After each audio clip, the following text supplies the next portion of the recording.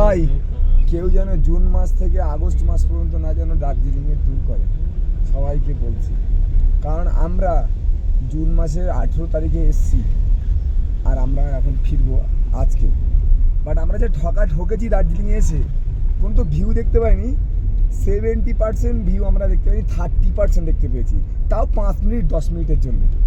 ঠিক আছে, এই এখন ওয়েদার দেখলে বুঝতে পারে বাইরে, এই যে এখানে দেখা যাচ্ছে, এই আমাদের গাড়িতে এই যা আছে পুরো ফালতু ফালতু। আমরা পুরো বোরিং হয়ে গেছি। আমরা আজকে নেমে যাচ্ছি এনজিপিতে, আমরা গতকালকে ফিরবো।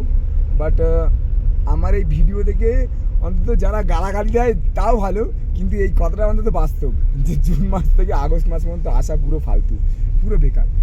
সেপ্টেম্বর থেকে আসো, ঠিক আছে, তাহলে ঠিক আছে, ভালো ভিউ পাবে, সব কিছুই পাবে। আর এই সময় এসে আমাদের মতন বোকার মতো চুপচাপ বাড়ি চলে যেতে হবে, আর কিচ্ছু না।